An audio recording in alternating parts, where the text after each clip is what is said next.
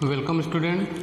In previous lecture we are learn about position vector, addition of two vectors. First one is triangular method, second one is parallelogram law of vector addition. Now in this particular lecture we are going to derive the formula of resultant with the help of parallelogram law of vector addition. Okay, चलो start करते हैं. Suppose we have two vectors. Suppose this is vector P and this one is vector Q.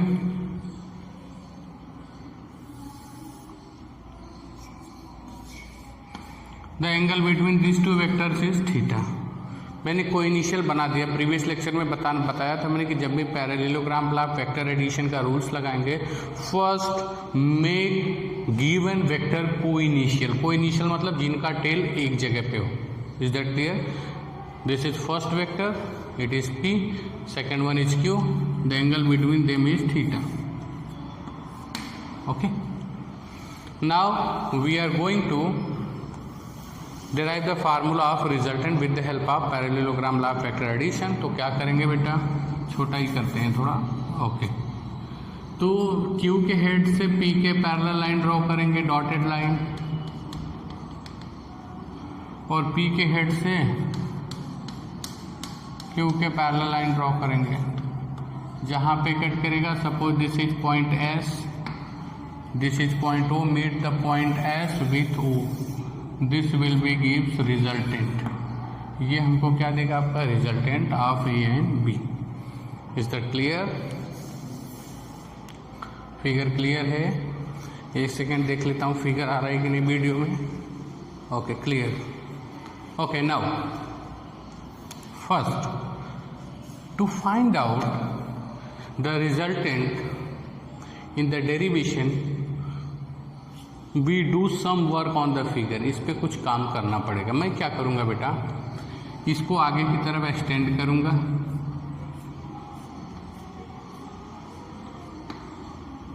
और यहाँ से एक perpendicular draw कर दूंगा. Suppose this is M. Is that clear? और ये एंगल थीटा है तो ये एंगल भी थीटा होगा, क्योंकि करेस्पॉन्डेंस एंगल क्या होते हैं बेटा? बराबर होते हैं. ये एंगल थीटा, क्योंकि ये दोनों लाइन, ये लाइन और ये डॉटेड लाइन जो वेक्टर Q है और ये डॉटेड लाइन है, दोनों क्या है? पैरेलल होंगे, क्योंकि इसका नाम ही है parallelogram law of vector addition. तो मैंने क्या किया, S से इस P वेक्टर के लाइन को एक्सटेंड करके एक परपेंडिकुलर ड्रॉ कर दिया. This perpendicular is says M. Okay, now this vector is Q, this is also Q, क्योंकि पैरेललोग्राम में सामने की साइड्स क्या होती है बेटा? इक्वल होती है. एज यू नो दैट ये Q है तो ये भी Q होगा. इस Q के दो कंपोनेंट होंगे बेटा, एक हॉरिजेंटल एक वर्टिकल. तो हॉरिजेंटल कंपोनेंट होगा आपका यहाँ से, ये मान लो N है सपोज, ये हो जाएगा Q cos theta, Q cos theta. और इसका वर्टिकल कंपोनेंट होगा यहाँ से वर्टिकल ये वाला, this is Q sine theta. तो अगर ये Q साइन थीटा होगा तो ये भी Q साइन थीटा होगा, क्योंकि पैरेलल है. तो इसको सिंपली लिखते हैं, this is Q sine theta. Is that clear? Figure के बारे में क्लियर है? ओके, मैंने सिंपली क्या किया, ऐसे एक परपेंडिकुलर ड्रॉ किया जो P वेक्टर को एक्सटेंड करने वाला लाइन को M पे कट करता है. ओके, और इस वेक्टर Q के दो component Q cos theta, Q sine theta. तो ये अगर Q साइन थीटा है तो ये भी Q साइन थीटा होगा, क्योंकि पैरेलल साइड्स हैं, बराबर होंगे. तो चलते हैं डेरिवेशन के लिए. Resultant of two vector with the help of parallelogram method. Okay बेटा, now in triangle OSM,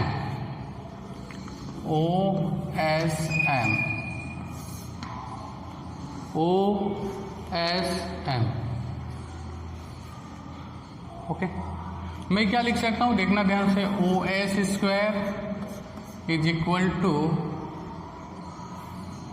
O M square plus S M square लिख सकता हूँ भाई। ये बड़ा वाला ट्रायंगल मैंने लिया ओ एस एम में, O S square equal to O M square plus S M square. आगे देखो बेटा, O S square means R square, क्योंकि ये तो पाइथागोरस है, सिंपल है। क्या हो जाएगा बेटा, ओ एम स्क्वायर को क्या लिख सकते हैं, O N plus N M plus S M square. Is that clear भाई? इस साइड को हम क्या लिख सकते हैं बेटा, O N plus N M equal to क्या हो जाएगा, O M. Is that clear? चलो आगे की तरफ चलते हैं। R square equal to O M square, O M की वैल्यू क्या है, पी, प्लस एन एम की वैल्यू क्या है, Q cos theta, plus S M square Q sine theta.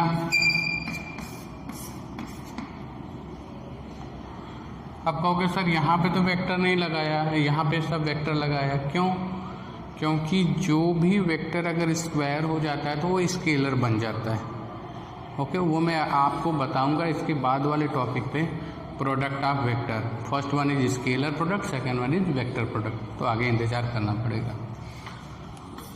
Are square equal to, bracket को ब्रेक करेंगे बेटा, A plus B का होल स्क्वायर, सिंपल फार्मूला लगा देंगे, P square plus Q square cos square theta plus 2p Q cos theta plus Q square sine square theta. अब बेटा क्या करेंगे, इन दोनों को एक साथ लेंगे।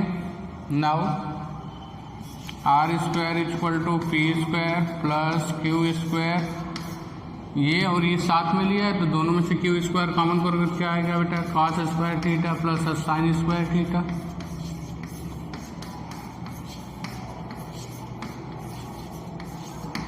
Is that clear?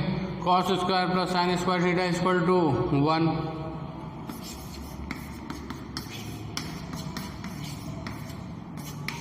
ये तो 1 होगा, 1 में क्यू स्क्वायर से मल्टीप्लाई करोगे तो 1 ही आएगा, क्यू स्क्वायर ही आएगा, plus 2 P Q cos theta. तो यहाँ से बेटा आर की वैल्यू क्या आ जाएगी, under root P square plus Q square plus 2 P Q.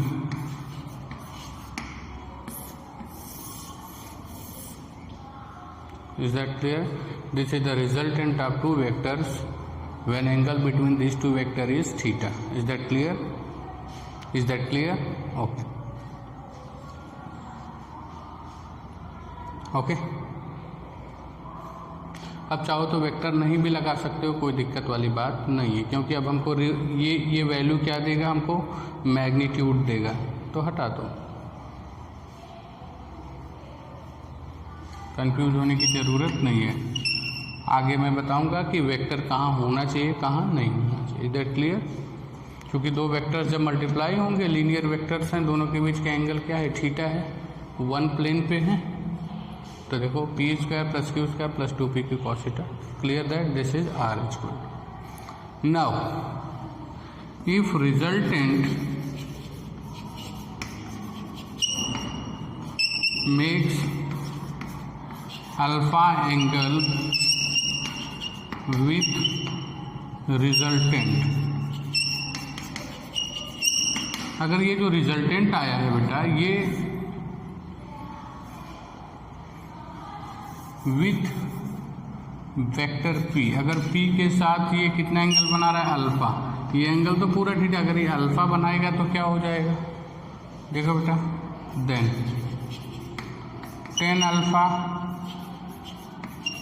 Ten alpha equal to क्या हो जाएगा, परपेंडिकुलर अपान बेस, परपेंडिकुलर क्या हो जाएगा, क्यू साइन थीटा, बेस की जगह क्या हो जाएगा, p plus Q cos theta. Is that clear? This is very important formula. With the help of these two formula, we can solve various questions which is asked in board exam as well as JEE and NEET. Is that clear? Now we are going to next topic, which is product of vector. Vector के product किस तरह से करते हैं उसको देखते हैं. रब कर दें इसको.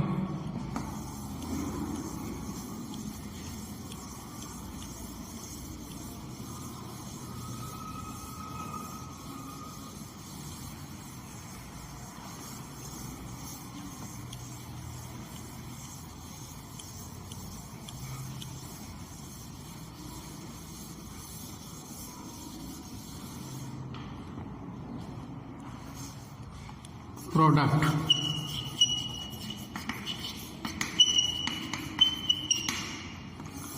दो वेक्टर्स के product. First one is scalar,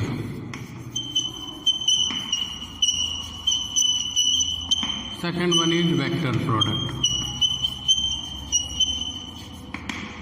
okay. Scalar product क्या होता है? The product of two vector quantity and the resultant will be always scalar. Then this types of product is known as scalar quantity. When we multiply two vectors, suppose P and Q, and the resultant, suppose this is R, but R is in scalar, but to multiply digit are vectors and resultant is scalar, then this types of product is known as scalar quantity. For example, when लिख लेते हैं पहले definition. when two vectors are multiplied in such a way, in such condition, in such a way, the resultant is scalar. अगर resultant scalar आ जाए तो इसको बोलते हैं scalar product. For example work done.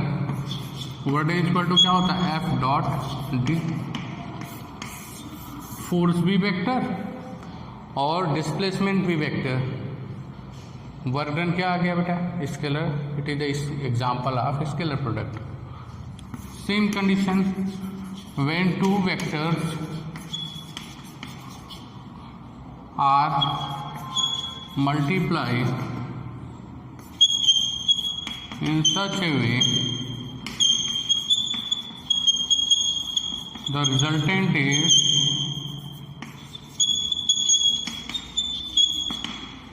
is also vector.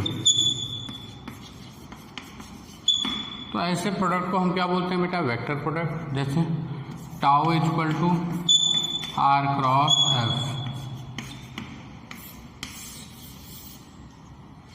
Is that clear? This is vector. Third which is resultant and this is scalar which is scalar product. दो vector को multiply किया, resultant scalar है, तो ऐसे product को बोलते हैं scalar product. दो वेक्टर को मल्टीप्लाई किया, रिजल्टेंट क्या है? वेक्टर है. ऐसे प्रोडक्ट को क्या बोलते हैं? आपका vector product. Is that clear? Now we are going to next to take one example in both the cases.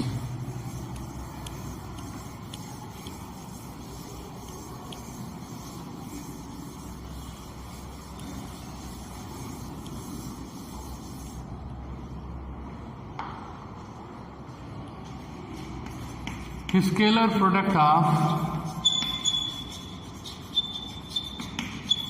To vector A and B क्या हो जाएगा बेटा?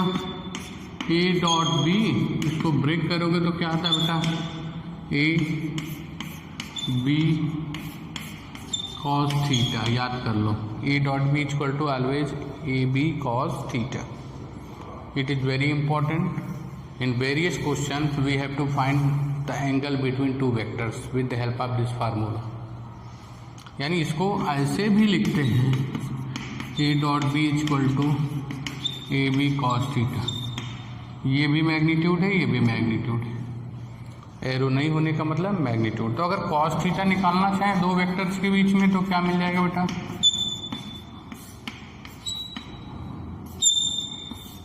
This is very important formula for scalar product. Okay.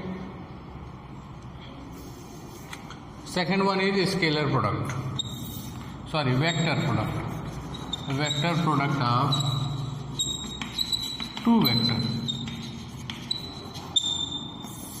Suppose two vectors A and B इसको cross से depend करते हैं, इसको dot से रिप्रेजेंट करते हैं स्केलर प्रोडक्ट, इसको डॉट क्रॉस से। स्केलर प्रोडक्ट को बेटा डॉट से रिप्रेजेंट करते हैं और वेक्टर को किससे, वेक्टर प्रोडक्ट होता है टू वेक्टर्स का तो उसको क्रॉस से इक्वल टू क्या हो जाएगा, ए बी साइन थीटा, एक नया टर्म्स आ जाता है N cap, where N cap is a unit vector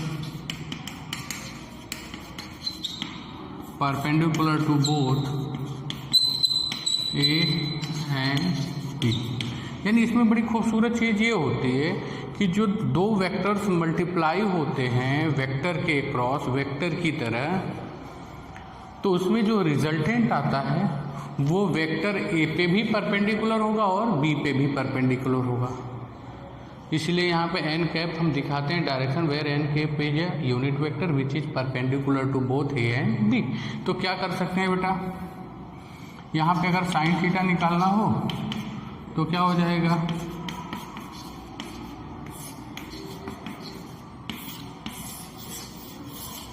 N cap, इसलिए एन कैप यूनिट वेक्टर सिर्फ दिशा बता रहा है, उसको यहाँ पे लिखने की जरूरत नहीं, लिखोगे भी तो उसका मैग्नीट्यूड क्या आएगा, 1 आएगा, 1 लिखने की जरूरत नहीं। फॉर एग्जाम्पल कैसे पता चला है, जैसे दो वेक्टर्स हैं, एक वेक्टर बेटा ए है, एक वेक्टर बी है, दोनों सेम प्लेन में, दोनों के बीच का एंगल क्या है, थीटा। तो अगर हमने रिजल्टेंट का डायरेक्शन निकालना है, मैंने लिखा है where N cap is a unit vector which is perpendicular to the both A and B, तो it follow right hand thumb rule. यानी पहले कौन सा ए है फिर क्या है बी है, तो अपने राइट हैंड को ए से बी की तरफ क्या करोगे, रैप करोगे, घुमाओगे, तो our thumb will the direction of resultant, तो A cross B it is C.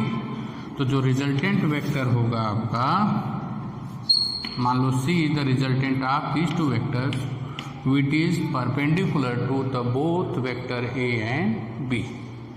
Is that clear? इसको ऐसे समझ सकते हो, suppose we have two pens, this is vector A and vector E, okay, this is vector A, this is vector B, okay, we wrap our right hand rule from A to B because we have to find out A cross B.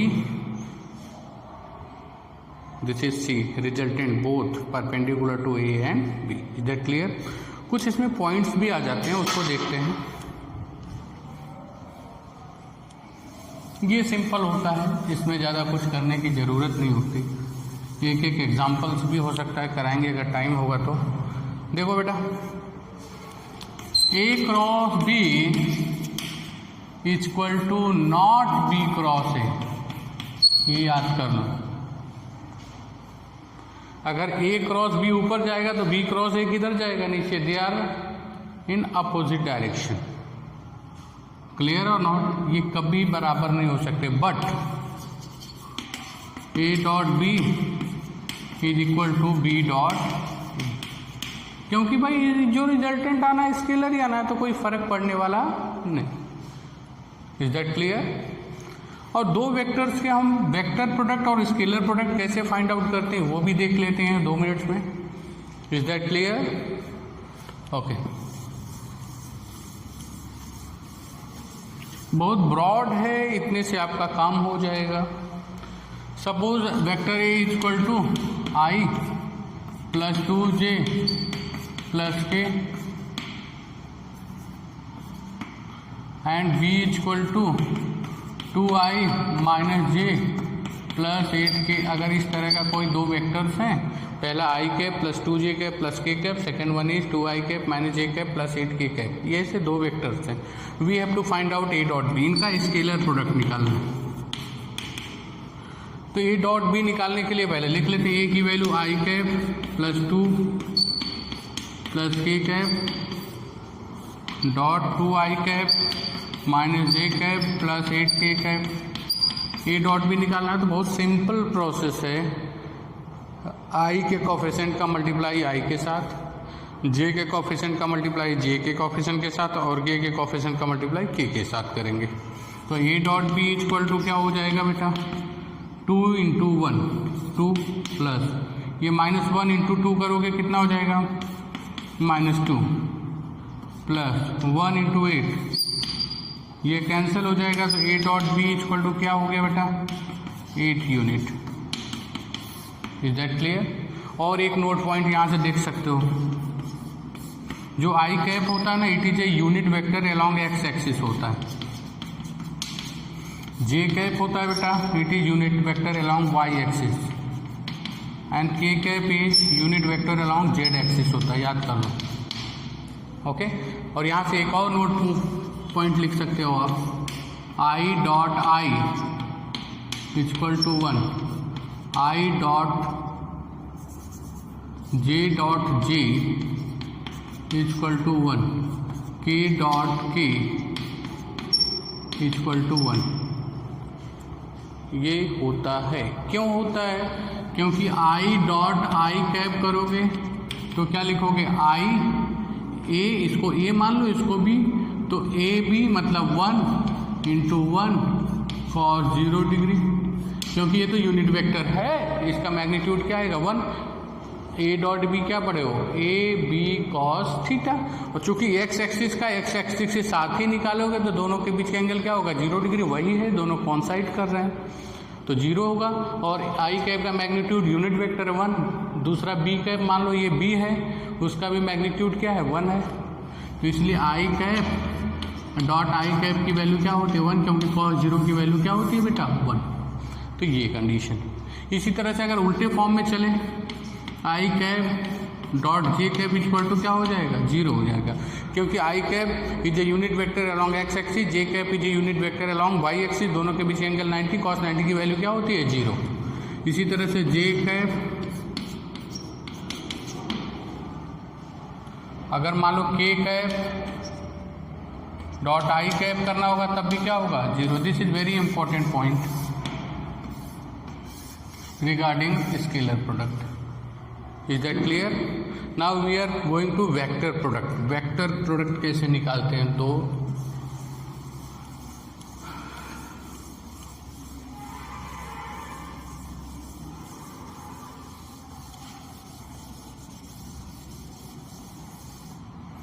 Vector product find out के suppose ये same A और B, इसको करने का अगर ए cross B निकालना है बेटा हमको, तो क्या करेंगे, एक मैट्रिक्स बनाएंगे, सीधे यहाँ पे क्या लिखेंगे, आई कैप जे कैप के कैप, इधर आई कैप का कोफिशिएंट कितना है 1, ये तरीका होता है, जे कैप का कोफिशिएंट कितना 2, के कैप का 1, इधर आई कैप का कितना है 2, जे कैप का -1, के कैप का 8।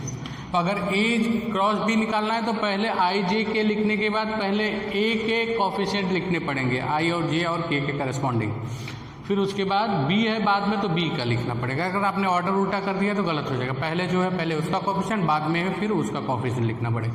अब इसका तरीका क्या होता है बेटा, पहले लिखते हैं आई कैप, फिर लगा देते हैं ब्रैकेट, पहले ये लेते हैं फिर लगा दिया ब्रैकेट। जब ये लोगे आप तो इसको ये जो इससे एसोसिएट जो कॉलम है और इससे एसोसिएट रो है जो, उसको क्या करना पड़ेगा, ढक लेना पड़ेगा, ठीक है, ये दिखाई नहीं देना पड़ेगा। फिर उसके बाद क्या करेंगे, जो बचेगा इसका इसमें मल्टीप्लाई करेंगे तो कितना होगा, 8 2 जा 16, बीच में लगा देंगे माइनस, फिर इसका इसमें मल्टीप्लाई करें, 1 में -1 का मल्टीप्लाई क्या होगा, इज दैट क्लियर।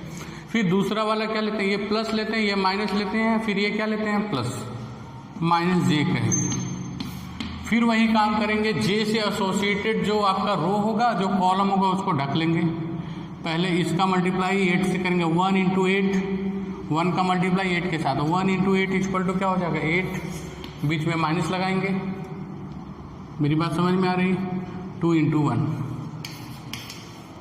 प्लस के कैप, याद रखना आई कैप प्लस ये माइनस ये प्लस, के कैप जब करोगे तो इसको ढक लोगे आप, इसका इसमें मल्टीप्लाई करो, 1 इंटू -1 -1 हो जाएगा, बीच में माइनस, 2 इंटू 2 कितना हो जाएगा 4, रख दो। आई कैप 17 माइनस जे कैप 6 प्लस के कैप -5, तो ये हो जाएगा 70 आई कैप -6 जे कैप -5 के cap. It is A cross B।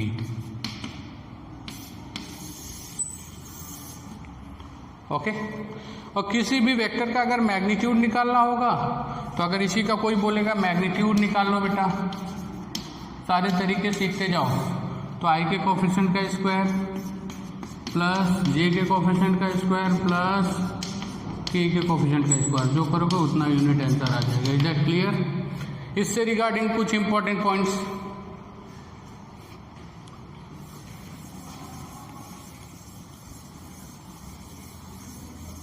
ये तरीका होता है A cross B find out करने का टू वेक्टर्स के बीच में। नाउ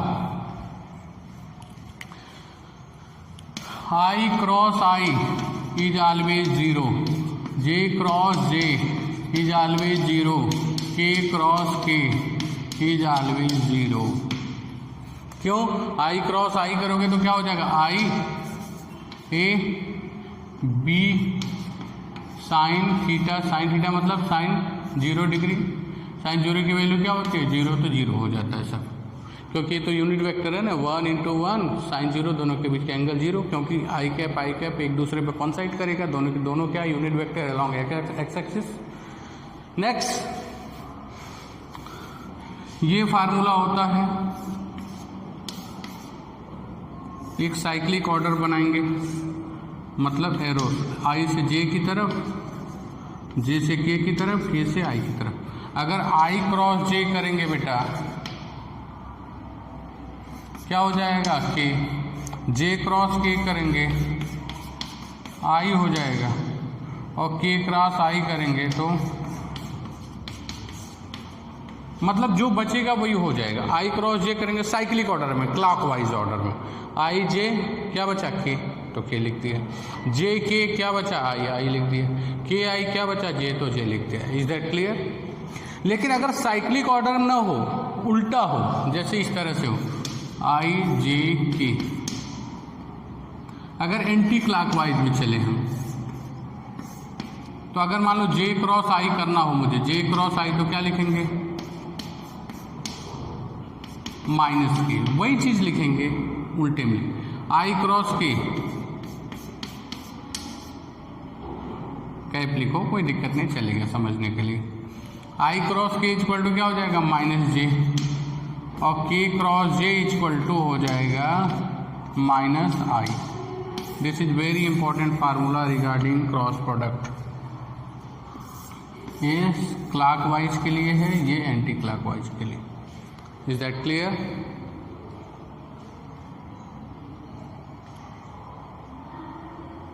ओके, यानी उनका ऑर्डर उल्टा कर दोगे तो यहाँ पे माइनस माइनस माइनस आएगा, और कुछ करने की जरूरत नहीं। It is all about vector addition of triangular method, parallelogram of vector method, and multiplication of two vectors.